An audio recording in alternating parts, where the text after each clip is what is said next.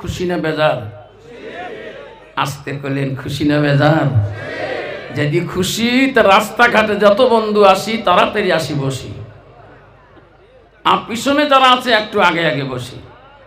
মাঝে মাঝে ফাঁকা আছে বাপ, আগে বসো। সোনামর কলজামর ধনমর মানিকমর আগে বসো, আগে বসুন, আগে আসুন, আগে আসুন।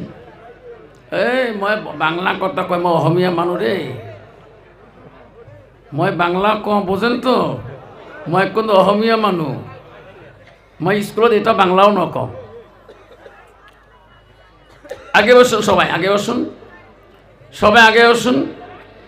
বাবা ওই জায়গাটা বন্ধ করে দিত শোনা, আগে বসো না, আগে বসো, অল্প সময় আগে বসো,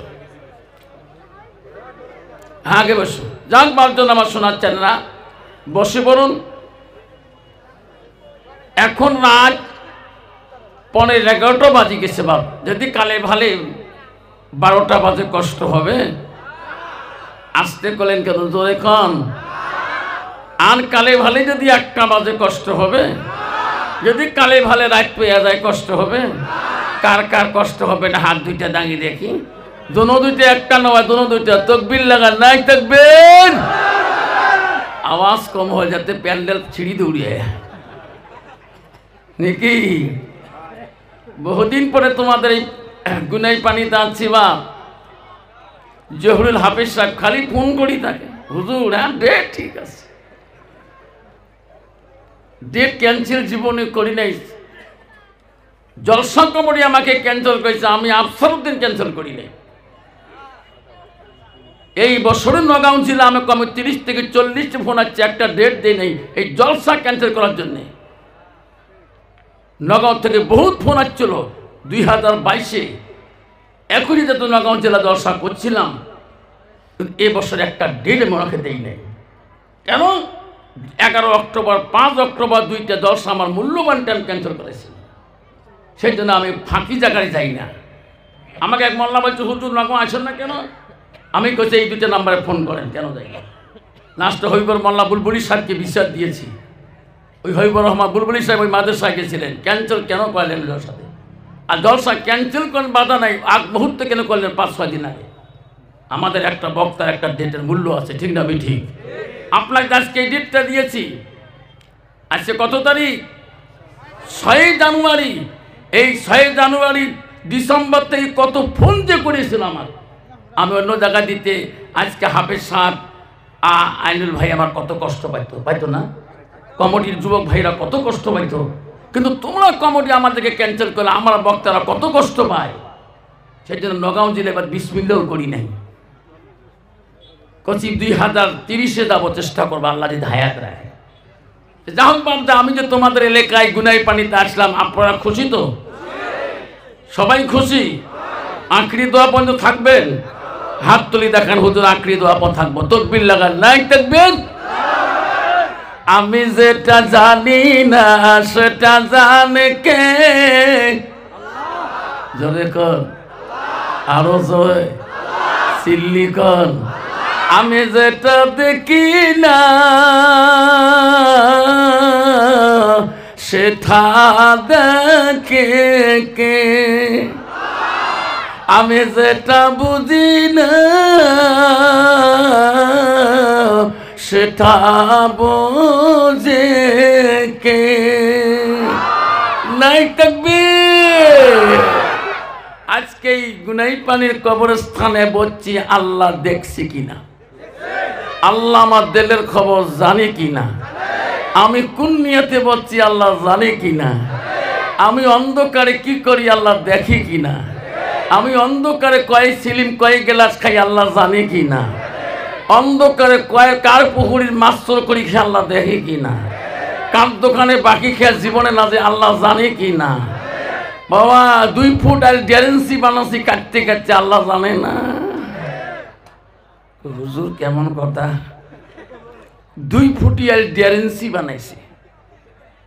বাবা মুসলমান এত চালাক, আলির গরুর যে খালি আলি কাটে আছে, তোমার দোকান নাই বাবা। আমি 1993 সালে যখন প্রগতি কলেজ পড়তে যাই, আগমনী মহাবিদ্যালয়, একটা খাতা নিয়ে টুপি মাথায় দিয়ে কলেজে যাই। কলেজের ছাত্রছাত্রী সবাই আমার হুজুর কয়, শুনুন সুবহানাল্লাহ কর। এখন তো আমার উস্তাদ তো আমার নাম কবার পায় না ভাই, আমার জনাব কেমন আছেন, সুবহানাল্লাহ কর। তখন আমার আব্বা একটা আমাকে হারকিউলিস সাইকেল কিনে দিছে 1993-92 সালে। তখন বিবাহ বন্ধন হচ্ছে, বেশিরভাগ মানুষের 1 নম্বর দান হলো সাইকেল, ঠিক না ঠিক? এলাকশনে চুচড়ে পুড়িয়ে বাইক লাগে, তেল কিনবে পয়সা নেই তাও বলে বাইক, ঠিক না ঠিক? আমি তখন এই সাইকেল চলে কলেজ দিয়ে, জমিনের মাল দিয়ে বড় বড় মাটিলা ছিল, আমরা ওই মাটিলা দিয়ে সাইকেল চলে গেছি। এলাচ যায় যেরকম যায়, তাহলে একটা কুত্তাও তো আমার পায় না। একটা কুত্তো যদি রাস্তা ওই ফাইল দিয়ে যায় তাও চিন্তা করে পড়ং, ঠিক না ঠিক?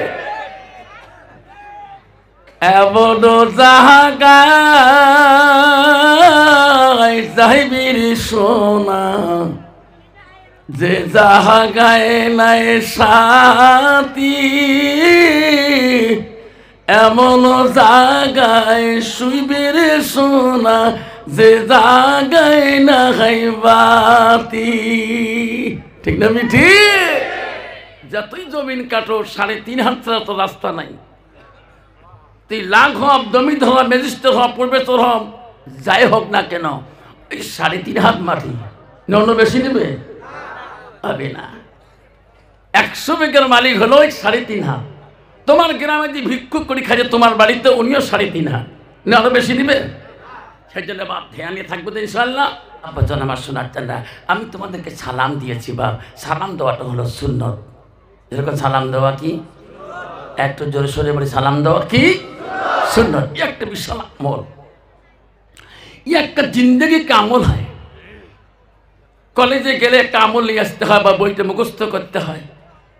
তাই একটা আমল, সবার জন্য আমল হলো সালাম দেওয়া হলো সুন্নত, আর সালামের জবাব দেওয়া হলো ওয়াজিব। কন্ত বাবা বর্তমান সমাজে গ্রামে অঞ্চলে বাপ বেটা সালাম কালাম চলে গো, চলে চলে না। মেয়েরা কয় বুঝন দেখতো কোন সিলে কোন নিচে বিয়া শুরু বারে বারে আমাকে স্বামী বাবুর বাপ সালাম দেয়, আমি লজ্জায় মরে যাই, যেরকম ঠিক না ঠিক? কারণ ওই মেয়েটার ভিতরে, ওই পুরুষটার ভিতরে এলেমের অভাব আছে, যেরকম ঠিক না ঠিক?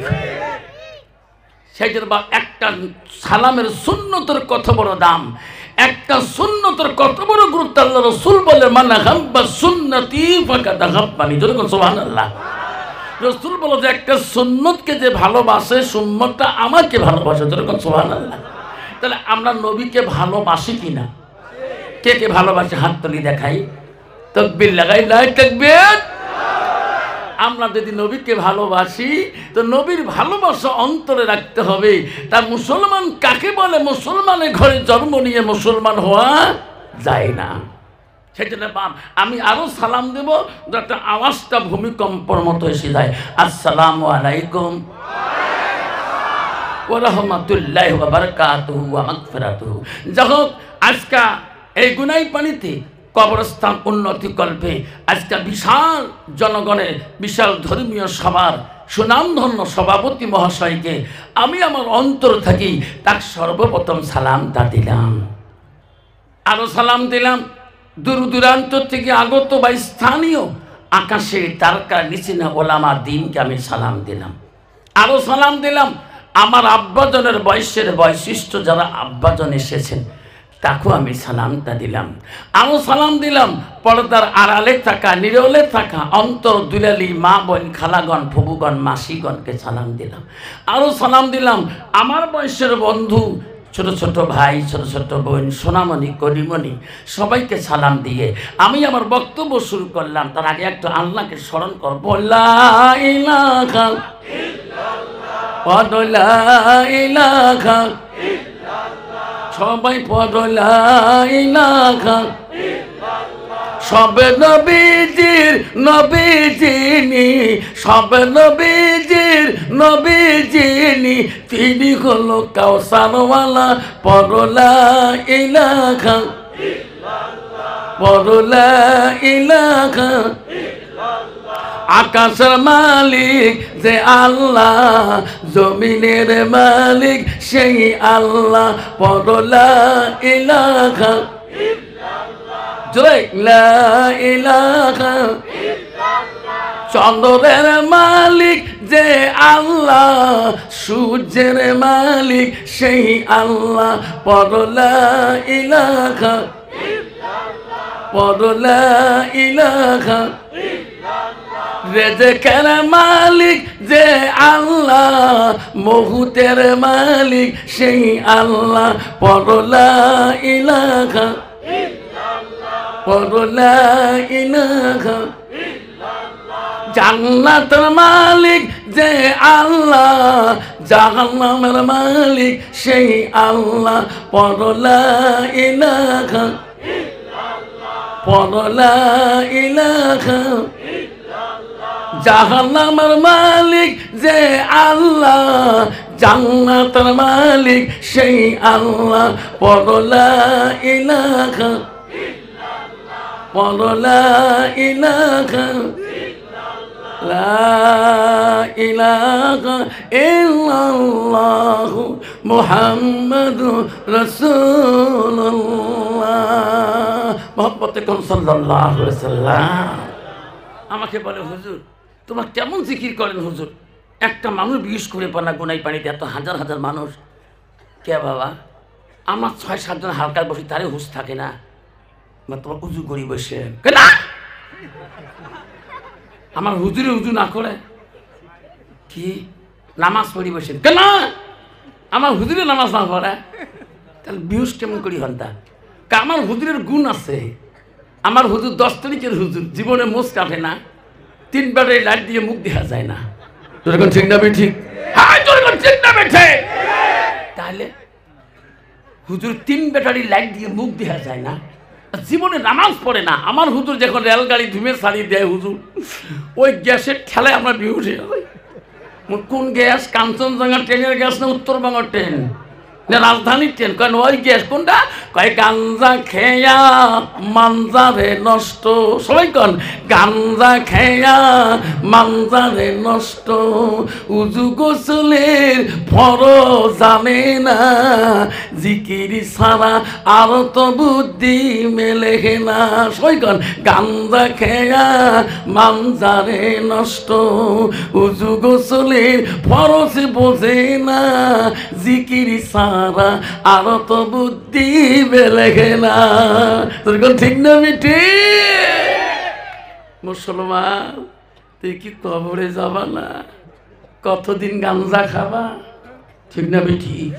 মুসলমান যদি গাঞ্জা না খায়, মুসলমান যদি মদ না খায়, মুসলমান যদি ট্যাবলেট না খায়, মুসলমান যদি নেশা পান না করে, নেশার ট্যাবলেট না খায়, যদি বাবা তাস না খেলায়, ভারতবর্ষের জমিনে এই সমস্ত কোম্পানি সরকারের কাছে বন্ধ হয়ে যাবে। এরকম ঠিক না বেঠি? বাবা তোমরা সবাই ফেসবুক দেখেন, কয়েকদিন আগে দেখছিলেন গোলগঞ্জ রেলগেটের সামনে এক সপ্তাহে 2টে বাচ্চা ধরা পড়েছে, সে টাউনে ধুফড়ির। ওনাকে যখন জামা খুলছিলেন, এই জামার ভিতর থেকে পা পর্যন্ত টাইট প্যানের ভিতরে নেশার ট্যাবলেট মনে কয় হাজার ছিল, সেটা ধুপড়ি। বাবার নাম বললো, গ্রামের নাম বললো, আমরা তো চিনি। লজ্জা থাকা দরকার, জোরে কোন ঠিক না বেঠি? কয়দিন আগে একটা ছেলে ধরা পড়লো গোলগঞ্জ রেলগেটের পাশে, ওই গাড়িতে মুসলমানের ছেলে কয়েক হাজার নেশার ট্যাবলেটের বোতল। ওই মুসলমানের ছেলে। মুসলমানের লজ্জা থাকা দরকার। কেন মুসলমান মদ খায়, কেন গাঁজা খায়, যুবকরা কেন পরিবর্তন হয় না? সোনা বাপ, আমি কই বাবা এই কবরে তুই আগে যাবি না, তোর বাপ আগে যাবে, কেউ বলতে পারবি না। তুমি নেশা খেয়ে রাস্তা দিয়ে চলো সোনারে, কখন বা তোর মালিকুল মউত তোর কাছে এসেছে। এই নেশা অবস্থা যদি তুমি মরি যাও, জিন্দেগি তুমি জান্নাত যেতে পারবা না। কে আগে যাবে কে পরে যাবে রে সোনা, কেউ তো বলতে পারে না। ওই তো খোদার খেলা, ওই তো খোদার নীলা। সকাল বেলার ধনী রে ভাই তুই, ফকির সন্ধ্যাবেলা। বাসে কাটিবে খাটে বানাইবে, বাসে কাটিবে খালে বানাইবে সেই খাটুতে তুলিবে চারিজনা তুই আসিবে তোমার প্রাণ আর তো চাইবে না ভাই কান্দিবে ভাতিজা কান্দিবে ভাই কান্দিবে ভাতিজা কান্দিবে আপন সত কেউ তো ছাড়িবে না ঘরের বিবি কান্দিয়া মিটাইবে বাসনা ওই তো খোদার খেলা নদীর পারে বাঁধে ও পারে ভাঙ্গে ও পারে ভাঙ্গে এ পারে বাঁধে ওই তো খোদার খেলা সকালে বেলা ধনী রে ভাই তুই গরিব সন্ধ্যাবেলা যেরকম ঠিক না ঠিক মুসলমান যদি এই কথা বুঝতো তাহলে মুসলমান কোনদিনও মুসলমানিত্ব নষ্ট করত না যুবক ভাই এই কবরের সাথী পৃথিবীর সব দেশে ভিসে করি যাবা আমেরিকায় যাও অস্ট্রেলিয়া যাও চীনে যাও পাকিস্তান যাও ভিসে তোর পাস হবে মালয়েশিয়া যাও বাংলাদেশ যাও সব জায়গায় ভিসা পাস হবে হবে না ভিসার ডেট শেষ হওয়ার আগে আগে তোর গন্তব্য জায়গায় আসতে হবে ঠিক না ঠিক বাড়ি আসি বিবির সাথে কথা বলবা ভাইয়ের সাথে কথা বলবা মার সাথে কথা বলবা সবাই বলবে দেশটা কেমন ছিল সোনা রে কবর নামে যেদিন তোর ভিসা হয়ে যাবে ওই ভিসা আর কোনো দিনও পাস হবে না ঠিক না ঠিক এককালে চলে যাবি রে সোনা ওই কবর থেকে আর কোনো দিন আর ফিরবি না যুবক তুমি কেন বুঝিস না রে সোনা কখন আসবে আজরাইল তুমি কেন বোঝো না মুসলমান রে মুসলমানের খাতায় নাম দিয়ে মসজিদে মুয়াজ্জিন আযান দেয় আল্লাহু আকবার আল্লাহু আকবার মুসলমান 5 টাকা দিয়ে এক কাপ চালু চা খেয়া 2.5 ঘন্টা ফাটাফাটি গল্প করে ওই মাগরিবের নামাজটা 10টা মিনিটের জন্য নামাজ মসজিদে যায় না যেরকম ঠিক না বিঠি কত মুসলমান আছে নামাজ না পড়ি ফাটাফাটি লেকচার তোমার জায়গা নাই গোনাই পানিতে নাই বা আমার আছে কত মুসলমান ডিজিটাল নামাজ কত নামাজি বান 3 জুম্মা 5 জুম্মা পরে জুম্মা যায় জিয়া বারিন্দা আল্লাহ সাপ্পা সাপ্পা করি 32 টাকা পড়ি ফেলায় কিরে কোন নামাজ পড়লো রে বাবা কাউদুর প্রায় মাসখানে পরে আসলো নামাজ শুক্রবার নামাজ হচ্ছে একটা গরিবের ইয়মাল জুম্মা গরিবের জুম্মার দিন গরিবের হজের দিন তুই এত নামাজ পড়লো যে কাউদুর মেলা দিন পরে আসলো যে খালে পড়ি নেন কোন কোন সুরিয়ে গলু তুই কৌতুক মুই তো সুরিয়ে জানো না তো মুখ দিয়ে দাঁড়ালো তোমার আলেম গিলে মুখ নড়ান না ময়ূর মুখ নড়া অন্ত বাবা ঠিক না ঠিক মুসলমানকে নামাজের কাতারে মুসলমানকে ধরবেন তুই যে নামাজটা পড়লু সুরে ফাতেহা 4টে সুরে মিলি কত বাবা ইয়ে মেমোরি একবার ডিলেট হয়ে যাবে যেরকম ঠিক না ঠিক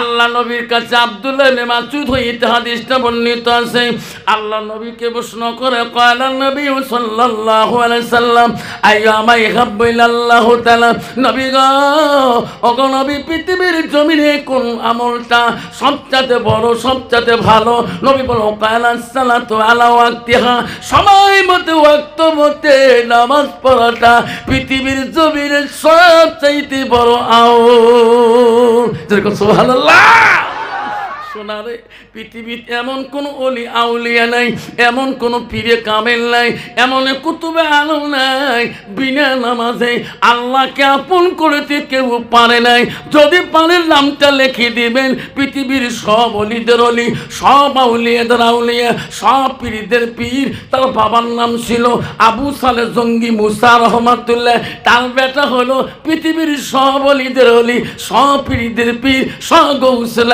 আজম তার নাম হলো আব্দুল কাদের জিলানী রহমাতুল্লাহ মা বলছে বেটা আব্দুল কাদের নে বিনা ওজরে যদি এক ওয়াক্ত নামাজ যদি নষ্ট করে দাও অলির খাতায় নাম থাকা বড় কঠিন হয়ে যাবে সুবহানাল্লাহ আমরা কোন অলির হাতে মুড়ি ধরলাম এক মাস একদিন পরই বসে যদি হুজুর এসে তার কাছে মুড়ি ধই, আর বাকি সময় গোল। এরকম ঠিক না ঠিক? বাবা সোনার চাঁদরা, এইরকম ডিজিটাল নামাজি পৃথিবীর 4টে রাষ্ট্রপতি ছিলেন। কয়জন রাষ্ট্রপতি? একটা আবু বকর সিদ্দিক, প্রথম খলিফার শাসনকর্তা, মদিনা রাষ্ট্রপতি ছিলেন। দ্বিতীয় ছিল হযরত ওমর, তৃতীয় ছিল রাষ্ট্রপতি ওসমান গনি, চতুর্থ ছিল হযরত আলী। এই 4জন রাষ্ট্রপতির ভিতরে সবচেয়ে রাগান্বিত খলিফা রাষ্ট্রপতি ছিল হযরত ওমর। ওনার কাছে কেউ কোনো কথা বলতে হলে ওনার হাতের ছুরিটা আগে চলতো।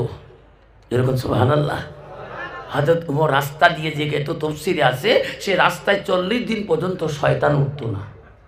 আর আমার মতন মুসলমান যদি রাস্তা দিয়ে যায়, পিছনে শয়তান দেখায়, দোস্ত থাকিস, ঠিক না ঠিক? খলিফা রাষ্ট্রপতির কাছে একটা মহিলা গেছিল, যে বাড়িতে বলছে রাষ্ট্রপতি বাড়িতে আছে কি?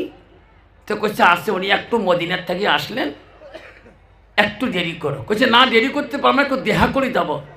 তো ওই সময় হয়তো খলিফাতুল মুসলিমিন আসলেন। আল্লাহ রসুল একটা হাদিস উনি জানেন, যে আল্লাহ রসুল বলে গেছে কি, লাইসা মিন্না মান লাম ইয়ারহাম সাগীরানা ওয়া লাম ইউকাব্বির কাবীরানা। রসুল বলছে আমার উম্মতের ভিতরে ওই মানুষটা গণ্য হতে পারে না যারা ছোটকে স্নেহ করে না, মুরব্বীকে সম্মান দেয় না। হযরত ওমর খলিফা রাষ্ট্রপতি মহিলাটার কাছে যে বসে, মা বলেন আপনার কি অসুবিধা, কি বিধান বলেন। কইছে বাবা তুমি কি রাষ্ট্রপতি, তুমি কি বিচার করতে জানো? তো কইছে বুড়িমা দেখো আপনাদের ন্যায় দোয়া আশীর্বাদে আমি ন্যায় বিচার করি। খলিফা রাষ্ট্রপতি মনে করছিলেন এই বুড়িয়া মানুষ পথের ঘাটে চড়ে কোন বা ছেলে নাকি ধাওয়া দিছিল। যেরকম ঠিক না ঠিক? কইছে বুড়িমা বলেন কি তোমাকে অন্যায় করছে? না আমাকে অন্যায় করে নাই। তো বিচার কিসের দাও? কইছে বাবা আমি দিন ভিখারি, মানুষের কাছে ভিক্ষা মাঙ্গি খাই, মানুষের দ্বারে দ্বারে ঘুরি, সারাদিনে কোনো কাজকর্ম নাই, জাদু মিটি পেয়ে আল্লাহ তাকে আমাকে খাইয়ে দেয়। কিন্তু আমার বাড়িতে বাতি জ্বলার মতন তেল ছিল না। এক বাড়িতে আমি খুঁজি মাঙি এক শিশির তেল নিয়েছিলাম, সেই তেল জ্বালা হাত থেকে পড়ি মাটি খেয়ে শেষ করলো কেন? দেখছেন মাটি কেন খালেন? আপনি ন্যায় বিচারক করে দেন। খলিফা সাথীরে বলছে বুড়ি ব্রেন খারাপ আছে নাকি? তেল ফেলছে, খলিফার কোনটা দোষ? খলিফা করছে না বলবে না, বুড়ে মানুষ মুরব্বী, সম্মান দিতে হবে। সুবহানাল্লাহ। সাথীরা আমি হযরত ওমর বলছি আমার বাইতুল মালে কোনো মালের অভাব নাই, আমার বাইতুল মাল থেকে 1 টিন তেল আনি দাও। বুড়িমা সারা জীবন পুড়লে তেল শেষ হবে না। বুড়ি বলছে না না না খলিফারে এটা নেই বিচার হতে পারে না, আমার সারাদিনে মেহনতের তেল দিতে হবে, তোমার গুদামের বাইতুল মালের তেল নেব না। কেমন যন্ত্রণা! বাইতুল মালের তেল নিবে না, গুদামের মাল নিবে না, ওনার সারাদিনের মেহনতের তেল নিতে হবে। হযরত ওমর পত্র লিখলেন, চিঠি লিখি বলল বুড়িমা গো আপনার সারাদিনের মেহনতের তেল পেয়ে যাবেন, যে জায়গাটা তেল পড়ছি মনে আছে? হ্যাঁ আমি চিহ্নিত করে দিয়েছি। ও বুড়িমা এই পত্র চিঠিটা নিয়ে যান, ওই জায়গাতে দিয়ে বলবেন মাটি রে ও মাটি হযরত ওমর খলিফা দিছে। বুড়িমা এত দূর যদি বলতে না পারেন, এ মাটি এই যে হযরত ওমর দিয়েছে, বলার সাথে সাথে তোমার তেল বেরিয়েছি দেবে, শিশি ভর্তি করে নিয়ে চলে যাবেন। বুড়িমা কলে এলে বিচার কাগজ কোনোদিন কথা কয়, ঠিক আছে আমি আরো ফিরে আসবো। চিঠি নিয়ে বুড়িমা যায়, গেতে গেতে গন্তব্য জায়গা পেয়ে যায়। ওই জায়গায় যে হাতের চিঠিটা দিয়ে আস্তে করে কয় মাটি রে হযরত ওমর দিয়েছে। বলতে নাই বলতে মাটি এমন দুখণ্ড হইয়া জমিন ফাটি যেয়ে তেলের খোল নহর করে গেছে। যেরকম সুবহানাল্লাহ। বুড়িমা কিসের তেল নেয়, কিসের তেল নেয়, সোজায় দৌড়, মাটি ফাটি গেল, তেলের তেল জমিনে ফাঁসি গেতেছে। বুড়িমা দৌড়ে, বাবা কি লেখছিস? বা বুড়িমা লেখা কি আছে দেখার শোনা দরকার, আপনার মেহনতের তেল পাচ্ছেন কিনা? বা তেল লাগে না বা, তুই চিঠির এত পাওয়ার কে, খাইলাম নিচন তাতে। কইছে বুড়িমা আমার চিঠির যা লেখা আছে বলার দরকার নাই, আপনি বলছেন আমার আমানতের মাল নিবেন না, আপনার মেহনতের তেল মাল পাচ্ছেন কিনা? বাবা রে আমাকে লাগবে না, তোমার চিঠির কথাটা একটু বলিয়া দিবেন, আমি শুনতে চাই। হরি মদিনার রাষ্ট্রপতি ওমর বলছে, বুড়িমা গো, ওই পত্র চিঠিতে যা লেখা আছে আপনি সহ্য করতে পারবেন না গো বুড়িমা। ওই পত্রে লেখা আছে, মাটি রে, আমি হযরত ওমর সালাম দিয়ে বললাম, তুমি যদি বুড়িমার মেহনতের তেল যদি বুঝি না ধরে মাটি, আমি ওমর সাক্ষী রইলাম, ওই জায়গায় বেনামাজি রেখে দেব। বুড়িমা, ওই মাটি তোমার তেল দেওয়ার রাজি আছে, বেনামাজি নেওয়ার রাজি না। তাহলে বাবা, সমাজে কত বেনামাজি গো, কত তোমার জায়গা নেই বা। আমার দিকে রমজান মাসে ভিড় হয়, তাও 15 রমজান গেলে ওই যেমন রহিমুদ্দি ও সলিমুদ্দি, যেরকম ঠিক না ঠিক? আব্বা সোনার চালানা, খবরদার ও মা বোনেরা শুনে রাখুন, অগুনাই পালে মা আম্মার শুনে রাখো। নবী কি বললেন, আলমার আতি যে সাল্লাত খামসাহা, আমার নবী বলেন কোনো একটা মেয়ে যদি 5 ওয়াক্ত নামাজ পড়ে, ওয়াসামাস শাহরুহা, ওই মেয়েটা যদি রমজান মাসে রোজা করে, নবী বলেন ওয়াসানাত ফারজাহা, ওই মেয়েটা যদি নিজের চরিত্রটাকে পবিত্রতা রাখে, পর্দায় পুশিদায় থাকে, নবী বলেন ওয়াতাত বালাহা, ওই মেয়েটা যদি নিজের স্বামীকে ভালোবাসে, স্বামীকে আপন করিয়ে নেয়, নবী বলল ফাঁকা দেখলো মানায় আবু আবির জান্নাতের সাথ, নবী বলল ওই নারীদের জন্য আল্লাহ 8টা জান্নাতের দরজা খোলা রাখবে সেই দিন, যখন সুবহানাল্লাহ। কিন্তু বাবা, বর্তমান যুগের নারীরা ডিজিটাল মার্কা, যেরকম ঠিক না ঠিক? বাবা তোমাদের এলাকায় নাই, ধুবড়িতে একটা টাউন আছে এম বাজার। কি বাজার? জোরে কন। তুফানগঞ্জ আছে স্টাইল বাজার, কুচবিহার আছে বিগ বাজার, শিলিগুড়িতে আছে টাইগার বাজার। হাইলি বাজার, বাজার মুসলমানের মেনা, রহিমানা, ফাতেমা, গীতিনা, নারায়ণা, কিচ্ছু বোঝা যায় না, ঠিক না ঠিক? একটা মাইও লিপস্টিক ফিবিস্টিক, আরো কত তিষ্টি, ওটপালি ঠোঁটপালি, আরো কত পালিশ, এমন ভাবে যায় রে বাপ, 32 GB মিডিলের হয়ে যায়, যেরকম ঠিক না ঠিক? মুসলমানের মেয়ে জান্নাত যাবে না জাহান্নামে যাবে, এখনো মুসলমানের মেয়ে পথ খুঁজি দেখে নাই। ও মা মনে রাখিস, এই রূপ জৈবন, এই সুন্দর কাঠিং, মুখের কাঠিং, 5 কাপড়ের ভিতরে যখন চলে যাবে বারে, ওদিন তোমার রূপের বাহাদুরি সব কবরে শেষ হয়ে যাবে, যেরকম ঠিক না ঠিক?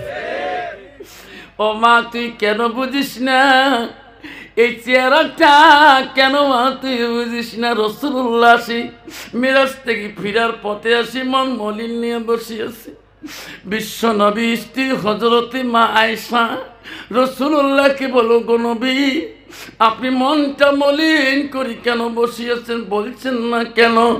নবী বলছে, আয়েশা রে কি বলবো, তোমাদের মতন কতগুলা নারী আমি জাহান্নামের মধ্যে এমন কষ্ট দেখছি। আমি জিবরাইলকে বলছিলাম, জিবরাইল এই নারীর এত কষ্ট কেন, এত জ্বালা যন্ত্রণা কেন, মৃত্যু কেন হয় না? ও আয়েশা, ওদিন আমাকে জিবরাইল খুলে বলছে, ওগো নবী এই সমস্ত নারীর কেন কষ্ট, মাথার থেকে পা পর্যন্ত আগুন কেন লাগে দেয়? এই নারীরা চুল সুন্দর ছিল, চুলের ফ্যাশন দেখাইছে অবেগনা পুরুষকে, নিজের চুলকে ঢাকে রাখে নাই, মুখটাকে উদাও করে বেড়াইছে, সেই জন্য মাথাটা আগুন পোড়ানো হয়, মৃত্যু আর হয় না। মা বোনেরা, তোমার চেহারাটা সুন্দর আল্লাহ দিয়েছে। ও মা শুনে রাখেন, নবীজির প্রথম স্ত্রী ছিল হযরতে খাদিজাতুল কুবরা রাদিয়াল্লাহু আনহা। মা নবীজির দ্বিতীয় স্ত্রী ছিল হযরতে মা সাউদা রাদিয়াল্লাহু তাআলা আনহা। মা নবীজির তৃতীয় স্ত্রী ছিলেন হযরতে মা আয়েশা সিদ্দিকা আম্মা জান। নবীজির চতুর্থ স্ত্রী ছিল হযরতে জয়নব রাদিয়াল্লাহু আনহা। নবীজির পঞ্চম স্ত্রী ছিল হযরতে হাফসা রাদিয়াল্লাহু আনহা। নবীজির 6 নম্বর বিবি ছিল হযরতে উম্মা সালমা। নবীজির 7 নম্বর বিবি ছিল হযরতে উম্মা হাবিবা।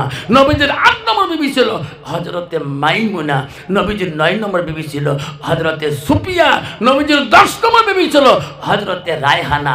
নবীজির 11 নম্বর বিবি ছিলেন হযরতে মারিয়া। যেরকম সুবহানাল্লাহ।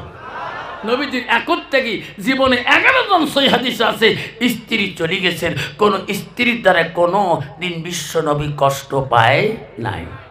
বর্তমান যুগের নারীর দ্বারা স্বামীরা কষ্ট পায় না, না পায়? জোরে কম। কত বউ আছে রে বা স্বামীর হাতে রাতে গিলে নাকে টাকে ঢিকে, ঠিক না? কন্ত যদি কোনো বউ যদি স্বামীর নাক ফাড়ে দেয়, কত ওই স্বামীটা কোন দিন বাজারত যা কবে মোর বউ নাক ফাড়েছে ভাই, কবে? কবি না, যদি মন মানে বই দেখবে কে রে কি হয়েছে, কা ভাই জ্বর, ঠিক না? ঠিক বাবা। আমা বোনেরা শুনে রাখো, মা কথাগুলো চিন্তা করে নিবেন মা, হাদিসের মাধ্যমে বলো। আল্লাহ নবী বলো আতাত বালাহা, তোমার স্বামী যখন আসবে মা, স্বামীর মুখের দিকে তাকাবা মারে, স্বামীর চেহারার দিকে তাকাবা। রাসূল কি বললেন? ওয়া জাওজুহা আলাহা, জাওজুহা মানে তোমার স্বামী তোমার উপরে যদি খুশি রাজি হয়ে যায়, রাসূল বলল দাখালাতিল জান্নাত, সেই মেয়েটা সর্বপ্রথম জান্নাতে যাবে। যেরকম সুবহানাল্লাহ। কন্ত বাবা, বর্তমান যুগের নারী স্বামী বাড়ি গেলে স্বামী কি খুশি রাজি করাইতে পারে? বর্তমান যুগের নারী ডিজিটাল গো, চড়া মেজাজ। স্বামী বাড়ি গেলে কথা বললি যদি রহিমার মা, ফাতেমার মা, ময়নার মা, এক গ্লাস পানি দাও না, কতি মরিবার পান নাই, ঠিক না? ঠিক এক কথায় কয়া দেয়, এত পানি জুটান কে দেখেন না মনের কামাই বাড়িত মোর, ঠিক না? ঠিক বাবা। নারী কয় প্রকার জানেন না? নারী হল 4 প্রকার: হস্তানি, কদমনি, সাংকিনী, লোহাসনী। বাবা রে, রাসূল বলেন নারী কি বিয়ে করে, নারীর গুণ দেখি বিয়ে করো। 1 নম্বর গুণ দেখো, মেয়েটার যতই কোয়ালিফিকেশন হোক না কেন, মেয়েটার ডিগ্রি দেখো না কেন, 1 নম্বর দেখো তার ভিতরে এলেম আছে কিনা। 2 নম্বর রাসূল বলেন মেয়েটাকে বিবাহ চিরকালের সঙ্গিনী বানাতে হলে ওই মেয়েটার বংশ বুনিয়ে দেখো আল্লাহ ওয়ালা মুত্তাকিন পরহেজগারি আছে কিনা। জোরে বলুন সুবহানাল্লাহ। মুসলমান তো ওটা দেখে না, মুসলমান দেখে নগদ কত আর বাকি কত। যেরকম ঠিক না? ঠিক। এলা মদাউর বেটি হোক বা সুদেউর বেটি হোক, কয় গ্লাস খাই খাও, আছে না বাবা?